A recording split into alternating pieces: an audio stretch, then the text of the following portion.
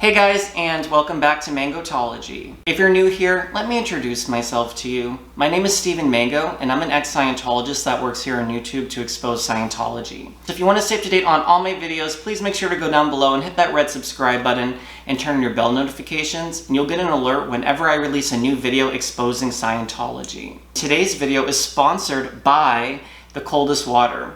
The Coldest Water is the absolute best insulated water bottle that I've come across, and they are an incredible company because they are sponsoring me and being able to help me make more videos to expose Scientology. So they're brave enough to help me out and sponsor some content here so I can continue spreading the word, if you will, about the dangers and abuses of Scientology. This water bottle is really great because it keeps beverages either hot or cold for you, or I would say around 48 hours is about the sweet spot that I've indicated, but I mostly use it for cold beverages. I take it with me pretty much everywhere I go to make sure I'm hydrated and drinking more water. If you use the promo code MANGO, then you're going to be able to get free shipping on one. So check them out down below. We have a giveaway as well if you can't afford one or you can't get one for whatever reason. No pressure, of course, but we also have a giveaway if you guys would like to try to win one, so check that out in the description box down below. Okay, hi again guys, thank you so much for staying with me here on my channel. I know it's been very inconsistent. There's been a lot of craziness going on, so I hope you have a snack, a tea, whatever it is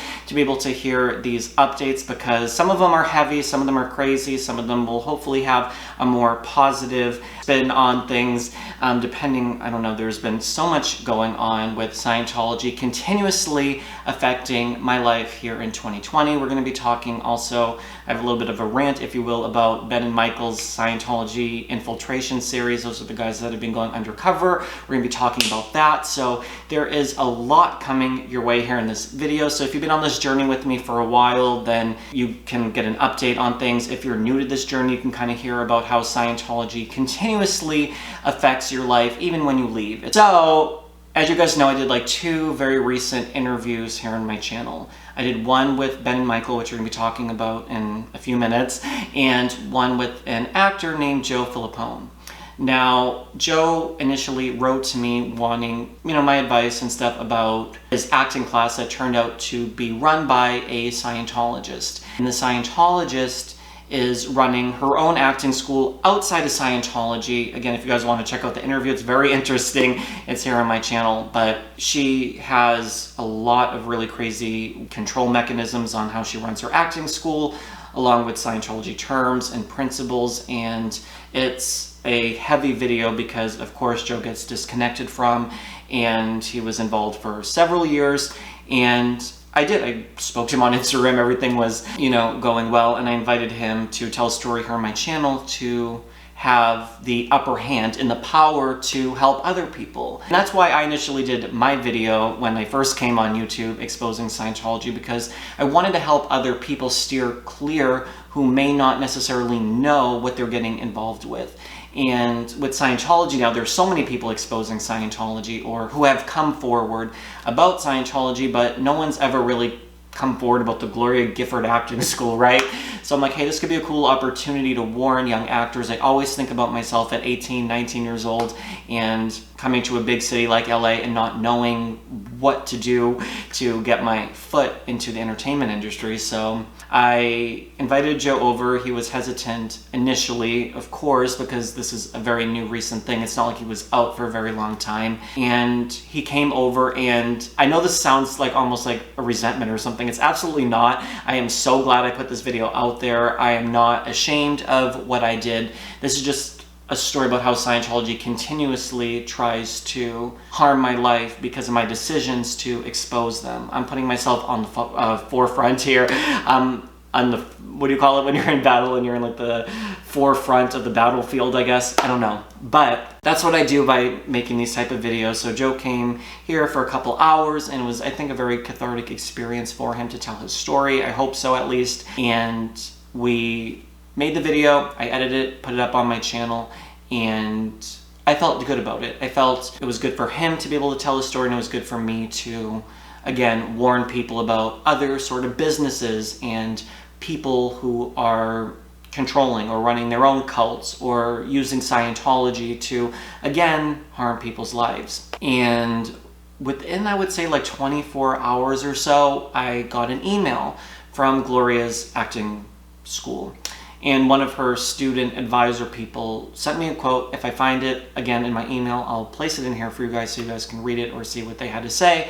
But basically, it went along the lines of something like, Gloria is a, in their words, black 70-something-year-old, I don't remember how old they said she was, woman, and, you know, she's a highly acclaimed actress or, you know, dignitary of the arts, or however they try to word it, and try to make it seem like, you know, she wishes Joe nothing but the best, and, you know, good luck to you type of thing.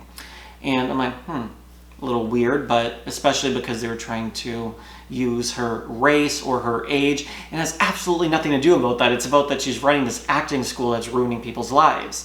So then I get an email from my talent manager, who is no longer my talent manager anymore, basically being like, hey, you know what, thank you for the run. They didn't word it like that, but that's basically how I'm taking it, as like, you know, thanks so much for everything, whatever, and we wish you the very best, but we're no longer going to be representing you at this time, and good luck to you in your career. Now you may think, okay, like, could be a coincidence or something like that, but I believe that Gloria's acting school was following my talent manager on social media, vice versa, and my old talent manager, Sherry, represents, I think it's Lisa London perhaps, or one of these actresses that is a Scientologist. And she is one of Sherry's biggest clients and is bringing in money for Sherry. So I never, again, I make it very clear, like whenever I work with anyone, I check out to make sure that they don't have ties to Scientology or anything like that, or I let them know about my former affiliation, for the fact that I don't want there to be any sort of conflicts or clashes, and I don't want to work with the Scientologists, of course. And she knew about My Scientology movie. She knew about another project. I got a direct offer to be in a film about 2 years ago. I don't think I got the funds necessary. It was through Lionsgate. I don't know if it ever got to the next step, but it was, I don't want to ruin anything in case this film ever does come to fruition one day, but to play a Scientology-based staff member, let's put it like that. And I was not David Miscavige. And this was going to be like, to play David Miscavige, not that, but a Scientology theme in this like big film. So she knew about my Scientology activism sort of stuff, but I believe Gloria's acting school and maybe one of the other Scientology clients, I'm not sure, might have conspired together to tell Sherry and put pressure on her like, hey, look, it's not good maybe for your management company, or, you know, because of us as Scientologists, it's either us or Mango. That's how I took it as perhaps being. So even though I've been with this manager for 3 years, right, I all of a sudden go to holiday parties, the whole 9 yards. All of a sudden I get dropped after I do the video with Joe. And that was it was kind of like, you know, like you're on the roller coaster, you're going up, you're hoping your life starts to get better, and then it's like, shh, and it goes down. So that's the first repercussion that I faced recently of my Scientology activism. You guys know that I've wanted to be an actor for a very long time, and your talent manager submits you for acting jobs so you can get the auditions. You can't get TV and film auditions on your own, you need to go through an agent. So again, I'm going to explain a little bit how this has also affected my life today, a little bit more later in the story, but I'm just kind of giving you guys like the pictures of different things that are going on, how Scientology is doing things. Oh, and they're killing dogs again, guys, so we're going to be getting to that. So I'm just like, it's like I'm frustrated, guys, with this by now. Like, I put myself out here and I feel like I'm doing good work and I know I'm doing the right thing. It's not that I want to stop what I'm doing, but it's just frustrating when you're a young adult trying to get your life on stable footing, and because of your past, you are judged for life, basically. It's like a brand on my forehead, like a tattoo that says ex-Scientologist. And you guys may, I don't know if you guys have been in a relationship with someone who's an abuser or something, right? Could you imagine every day, say, you wake up and you get emails talking about your abuser, right? You go to the grocery store, hey, like let's say you were in an abusive relationship with a guy named Mike, right? And you go to the store and like, hey, you were Mike's ex. And then you're like, oh, and then it triggers because you have post-traumatic stress, right? And then you're like, oh, like, yeah, I was Mike's ex, but I'm also Steve, like I'm my own person. So just, again, tie that into what it must be like being an ex-Scientologist, same thing. And then say you want to apply for a job. Oh, well, sorry, you're Mike's ex, so we can't do any business with you. Or it's kind of embarrassing. You were like affiliated with Mike, so let's just kind of like push your application aside, like even just normal jobs I'm telling you guys to, not even entertainment industry related. Or, you know, same thing, you have a talent manager, oh, you're Mike's ex, we are friends with Mike, so we can't do business with you anymore. Or just whatever it is, people judge you. Oh, because you're with Mike then, or you used to be with Mike then, we just think you're weird. And we don't want anything to do with someone who's like weird involved with Mike. Same thing, replace Mike with Scientology. So that's just what I'm talking about. And that's played into my acting career even now, where the other day I tried to do a mailing, if you will, to probably, I would say, 250 to 300 agents and managers in town. I still have an agent. He doesn't really get me any auditions or anything, and I've just been trying to, you know, put out feelers for other representatives in the entertainment industry. And I got back like 2 or 3 responses, mostly just like either like, no, not a good timing, or we have someone who's kind of like you on our roster, or just maybe one person like, oh, maybe get some new headshots and then I'll possibly represent you. And again, it was like just a few responses. I'm like, wow, that's not even like 1% response after trying to put, you know, myself back out there again. And it's just like so frustrating. It's like I can't even get an agent to try to get me, you know, the audition, and then from the audition, you know, if they get 10,000 submissions, you have to be like one of like maybe 50 people who get the audition out of like 10,000 submissions. It's like basically like playing the lottery. So right now I don't even have the agent or like a new agent or manager to help put me in the pile of 10,000. So it's just been very discouraging, and it's made me want to maybe change my name to erase my past. I know changing your name can't 100% stop your past from following you, but at least maybe when someone Googles me, if I have a new name, for example, it's not just going to be Steven Mango ex-Scientologist, or people having a preconceived idea of who I am, seeing all my YouTube videos, seeing about all my video diaries, if you will call them that, you know, these are my video diaries, and having people judge who I am or not take me seriously to maybe be a real actor or whatever. Like, it's just, I just don't want Scientology to define who I am. I left. If I wanted Scientology to define me, to be thought of as weird or occultist or whatever, I would have just stayed a member, right? If I just wanted to be a Scientologist or something affiliated to Scientology. So I'm trying to like turn a new leaf, get my fresh start, and I just feel like I've been prevented from having that. So I've been looking up different names, what may be something that defines who I am.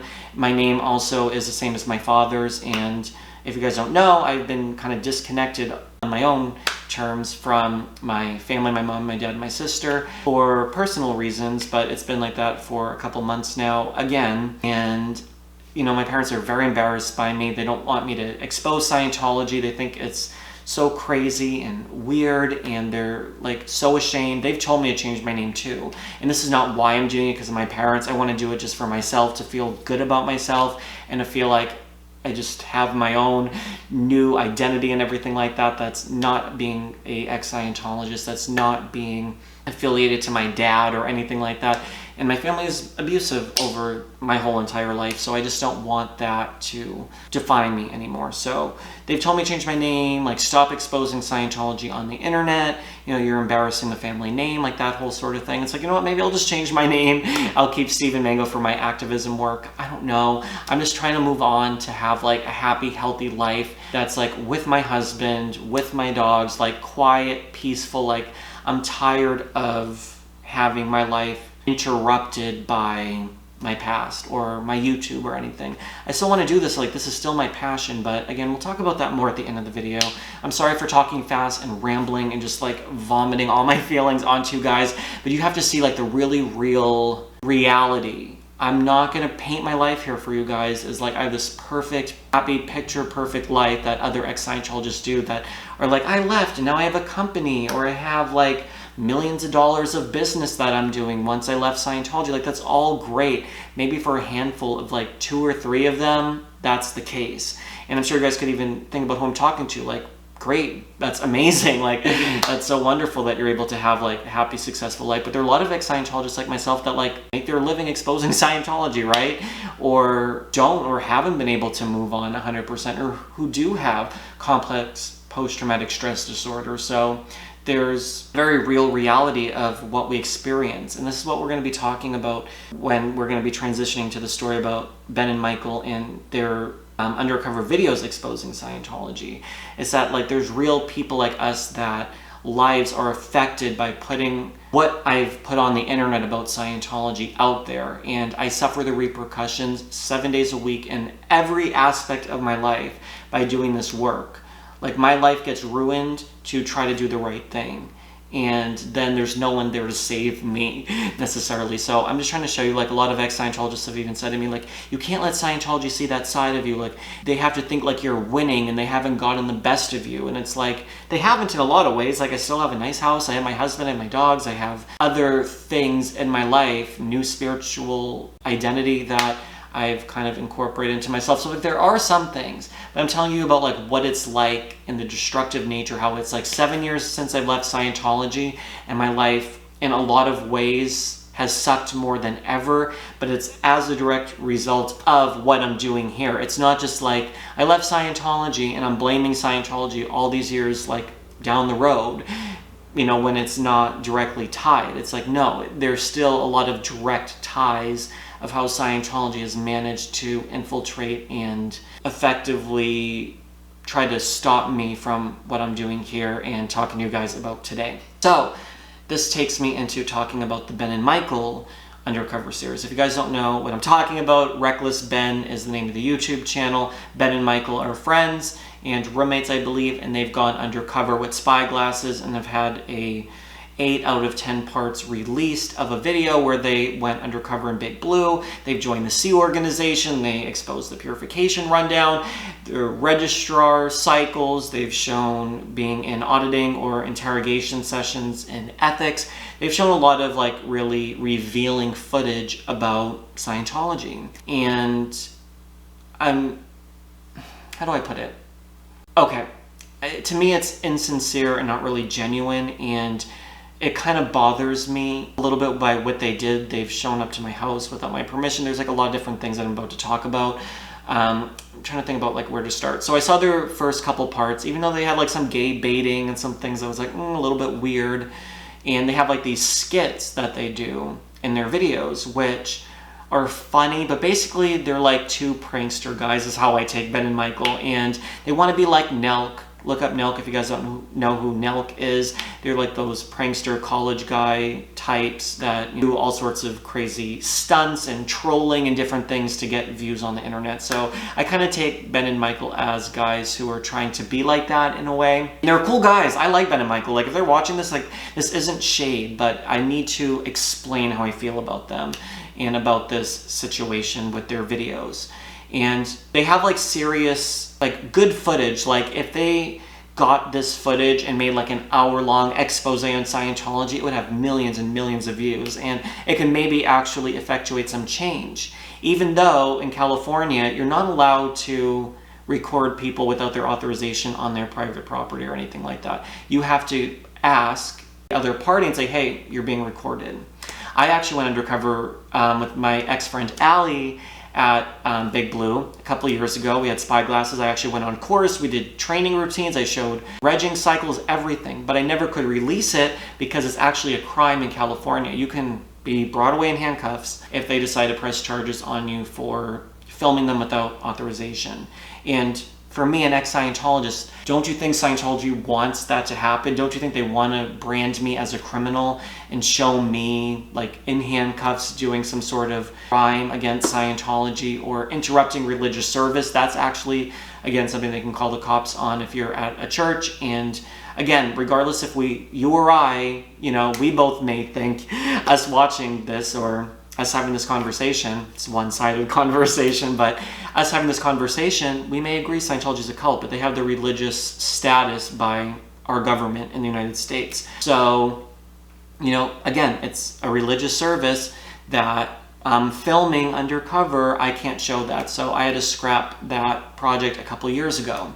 Now, Ben and Michael have done it, but they're intertwining like these silly skits and other things into this footage where, to me, it's like a lot of trolling that they're trying to do, which, again, you know, they're trying to make it lighthearted, make it more fun, but I invited them over to my house to do the interview, and so this is like very early on when they first only released a part or two of their video. They maybe had a couple hundred or a couple thousand subscribers maybe, and I'm like, I think it's kind of cool, you know. I didn't see like the whole series or anything, how it would play out. I didn't really know much, but I wanted to interview these guys who did go undercover, and it was like really cool. But again, just keep in mind that this is a crime, and I'm not trying to be like a party pooper about it, but Scientology can, and I'm just, as someone who's like more of an expert in exposing Scientology and doing this, and I've seen this play out year and year again, like call me a protective big brother of them. I want to think of it more that way, but like I'm worried about them. Scientology isn't going to,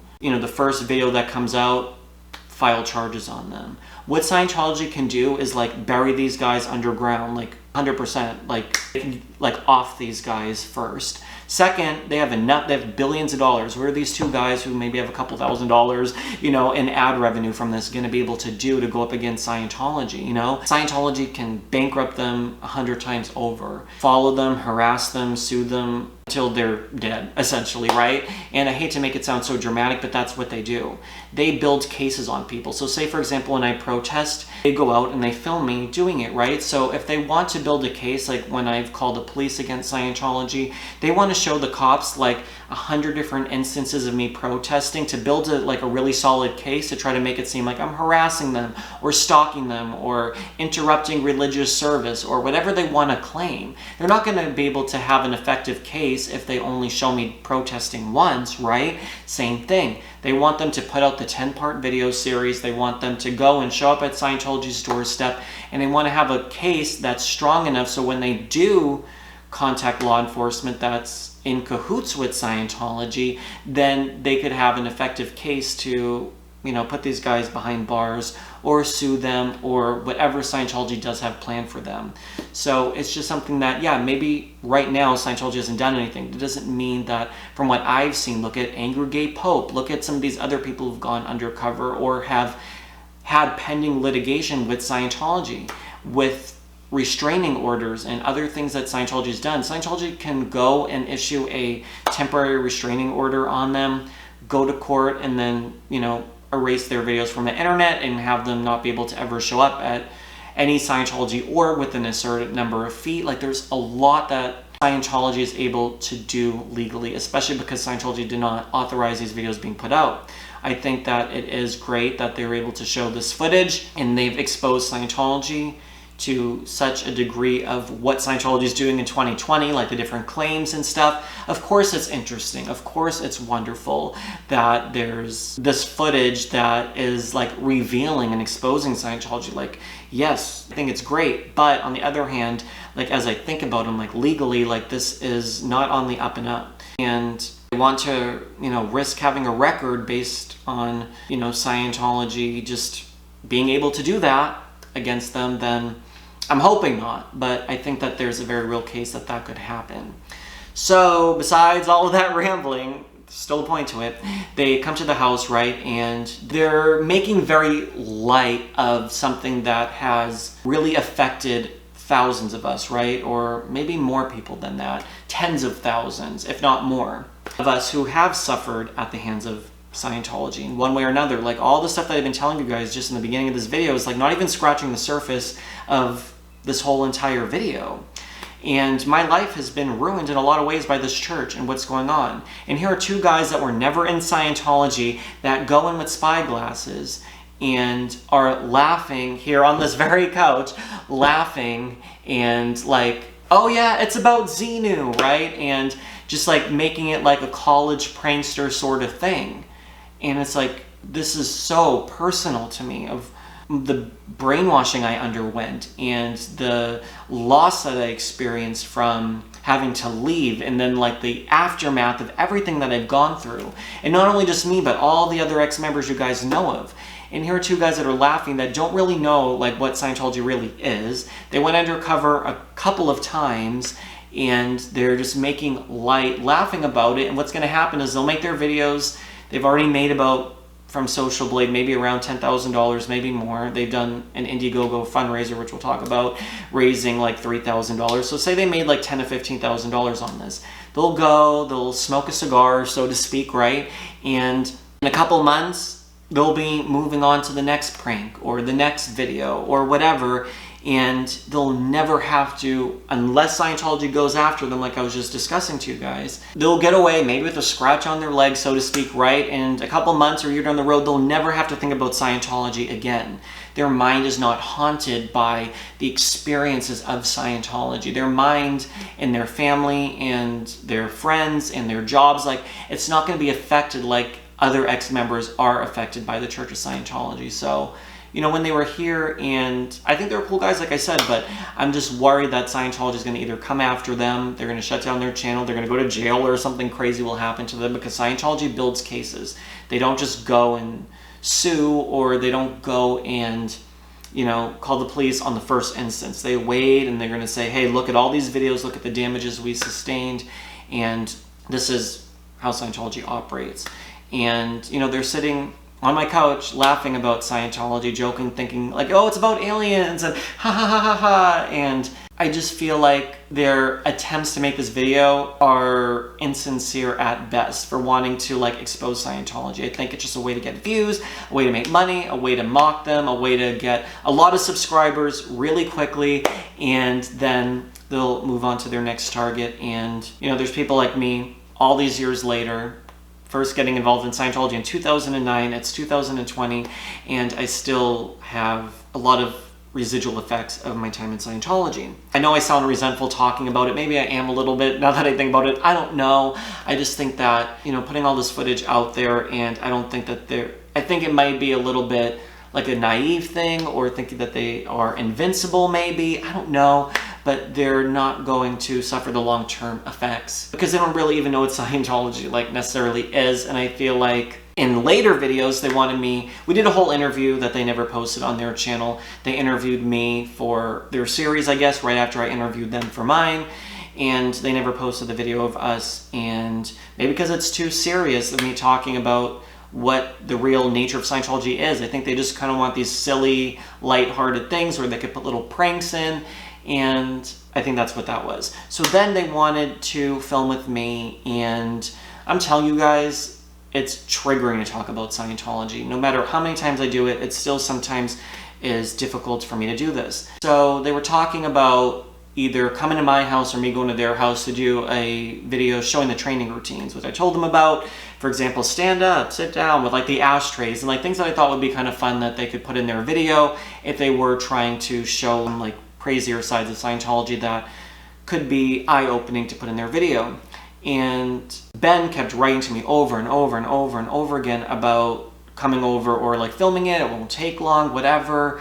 I get so triggered sometimes, and with my post-traumatic stress disorder, and sometimes just like I can't be around other people sometimes, and it's hard. Like I would love to have companionships and have friends sometimes when people call or want to hang out, and sometimes like I have the weight of the world on my shoulders sometimes, and I can't face people, I can't get out of bed, and I can't fake it either, you know, like I can't be like, oh, like let me just try to go along with it. So a couple of the days I were genuinely busy and I couldn't do stuff. Other times I'm like, maybe like they won't write to me, or they'll kind of like move on to the next skit, or get that, you know, I'm too busy or something's going on, or decide to do it at like a later date.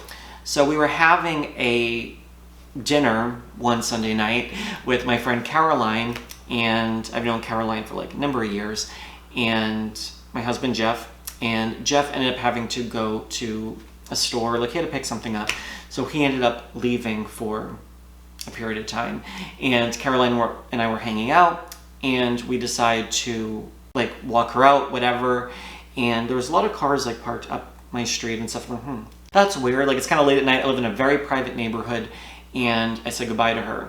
And I was getting messages from Ben saying like, hey, like we're outside of your house right now and stuff. Like I saw like this after the fact. And I thought that was kind of weird. And then another time they were apparently outside my house without me knowing about it. So I was watching one of the videos, they're like, hey, we're going to our ex-Scientologist friend's house. Or I don't know how they worded it, but they said that they were going to see an ex-Scientologist to do the training routine drills with. So I was like, weird. So as I'm watching the video, I'm realizing they're filming outside of my actual house. Like, why don't they attempt to contact me, like knock on my door type of thing?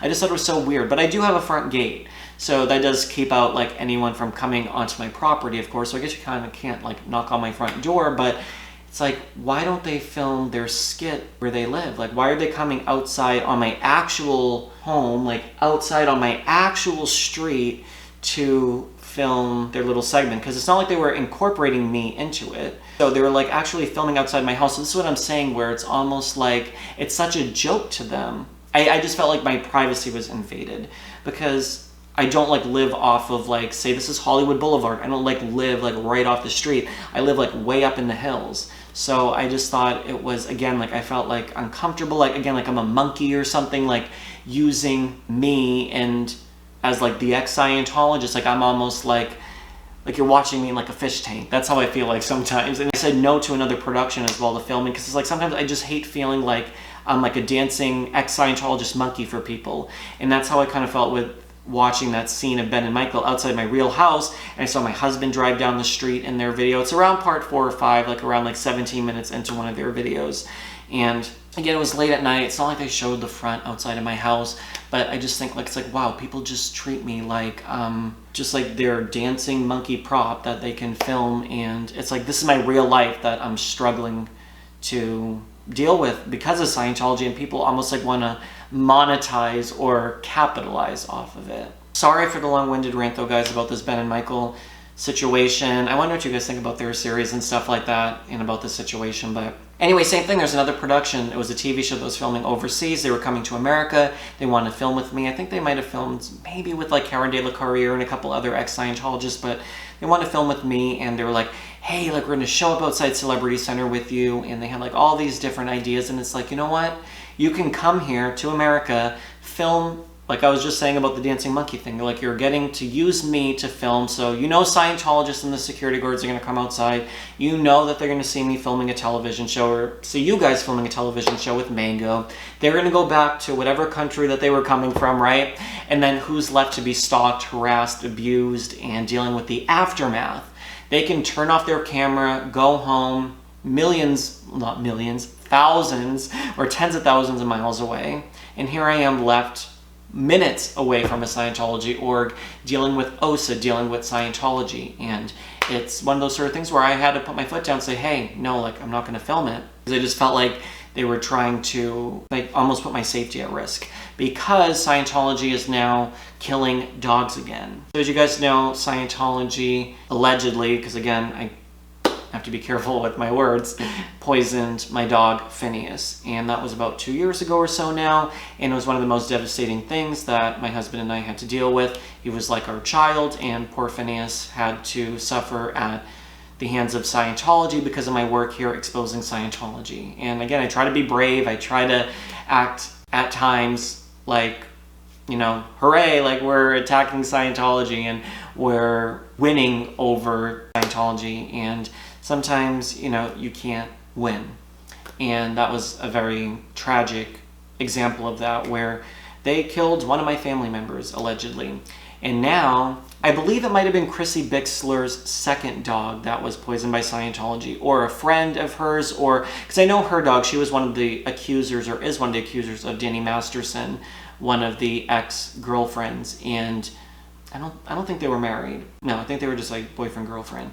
And again, right as court stuff was going on, they killed her dog. Maybe about a year or two ago, kind of like around the same time as my dog was killed. And then a second time, this just happened like as of a couple days ago, again with the Danny Masterson accusers and stuff like that. And again, it was a poisonous piece of meat that killed their dog. And same sort of thing. My dog was a puppy, 2 years old, maybe 3 years old. He was just turning at that time around that age. And again, his liver was completely compromised and ruined because of being poisoned. And like I said, front gate in a very private neighborhood, in a private home.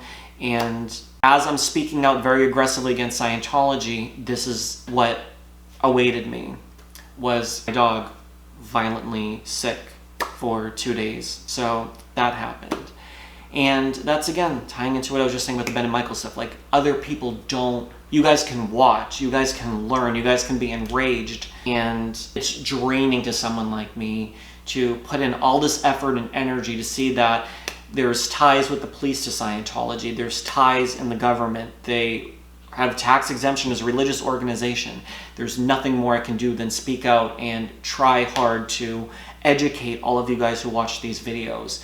And I'm the one who made the choice to do this, obviously, and you know, I have to suffer the consequences of my actions, of being brave to come on camera to do this, but yet I'm the one who's also suffering because of this. And other journalists or YouTubers or people who might make videos, whatever, trying to have a laugh, and you know, those weird alien people, and they move on, they're on to the next story, right?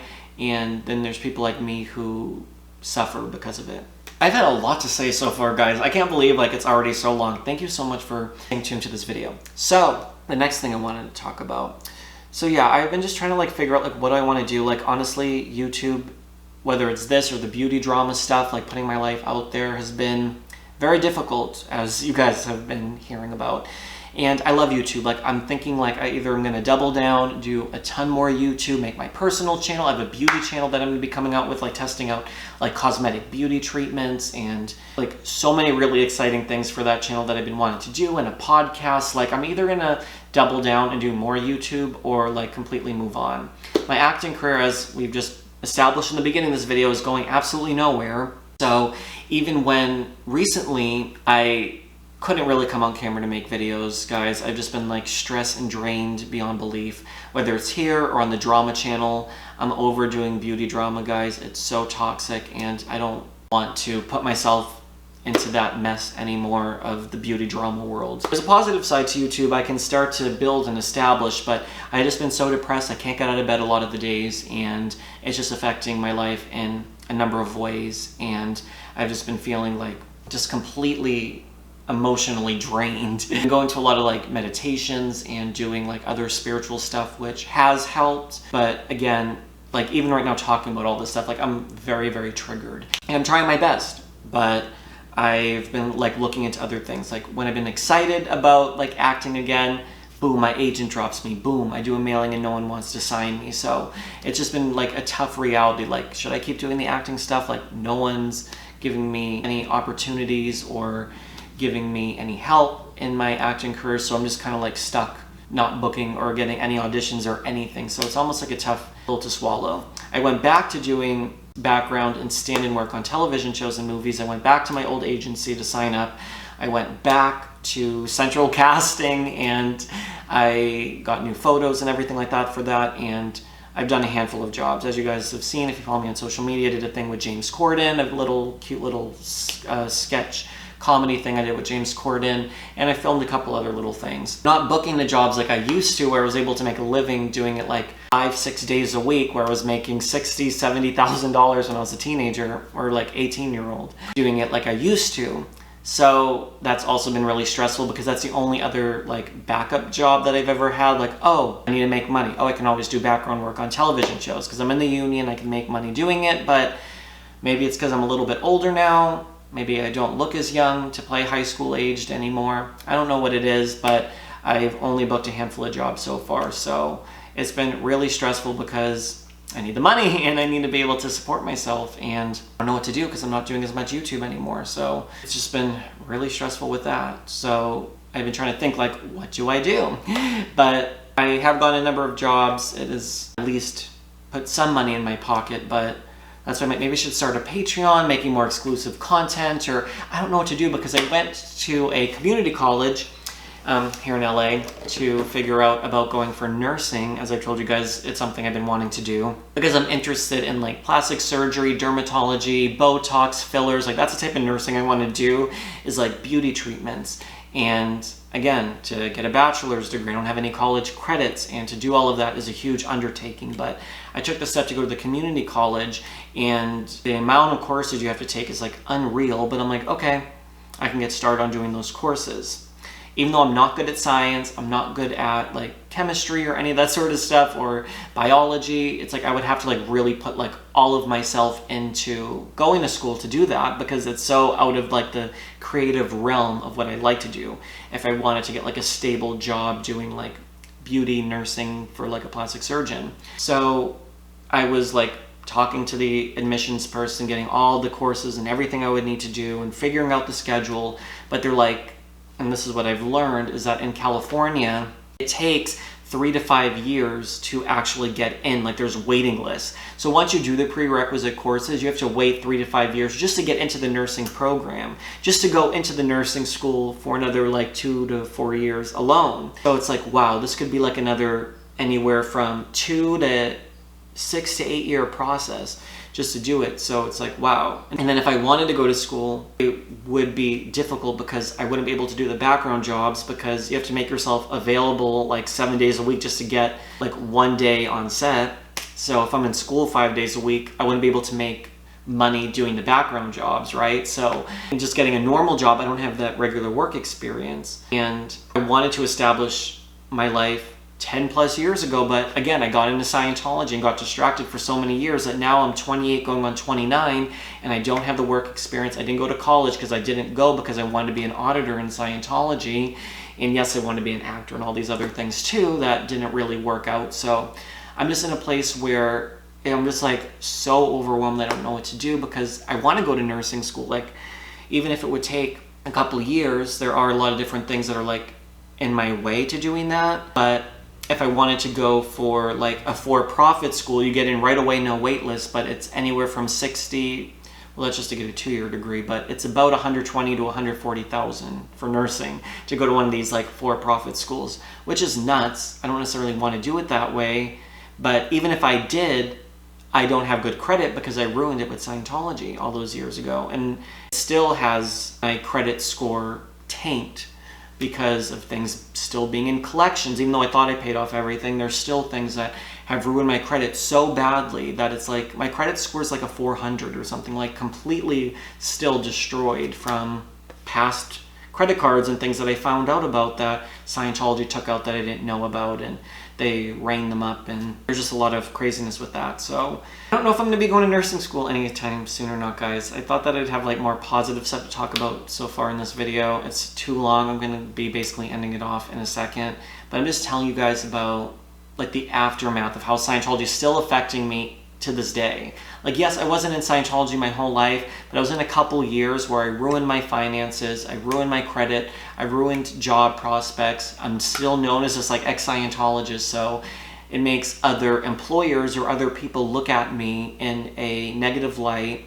I have complex post-traumatic stress disorder. I have like all these different things that are harming me because of my past in Scientology. And I just want to make this video like honest, putting it out there. Not many people would be this like blunt and straightforward about how Scientology has ruined their life all these years later, but I want to share with you guys like what this is actually like.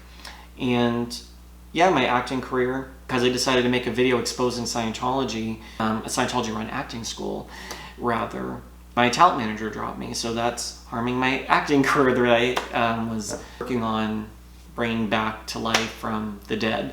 So it's just like one thing after the next, after the next, after the next. So I'm just telling you guys, like if I disappear sometimes, it's like I might just be sleeping in bed and I can't come on camera. I might be like trying to get my life back onto good footing again. And you know, I've been trying to do the background jobs on TV shows or stand-in jobs if they ever come, just to make a couple $100 extra here and there. And I don't know. I'm just trying to think of what I can do to get myself out of this mess that Scientology has created for me. And yes, I'm responsible for joining and for some parts of this, but there are a lot of different things that were out of my control, and I was under mind control and brainwashing and a lot of other powerful mechanisms that have harmed me. So anyways, guys, I look forward to hearing from you guys and seeing your messages and kind of going through comments and stuff. It's been a while since I've done that, and I like hearing from you guys. I love getting the emails, I love seeing my comments, and it helps me being able to keep going and fighting this fight. And even though I'm kind of like knocked down right now, I hope I can get kind of back up on my feet again and back into a happier place where Scientology is not infiltrating or affecting my life, as I've shared with you across this whole entire video. So thank you so much for watching, guys. Please make sure to subscribe, turn your bell notifications. I'm not stopping here. I have a lot of videos that have been shelved that I need to make to really blow the lid off this thing called Scientology, and there's a lot more that I want to talk about and discuss. And you know, if I'm going to do this, then I have to go all in and continue my journey and my path here. So thank you guys for standing by me and sticking with me through this journey and through this whole video. I hope that you guys watched it and weren't like clicking out bored and just rolling your eyes. But thank you guys. I love you all, and I'll see you on my next video. Bye, guys.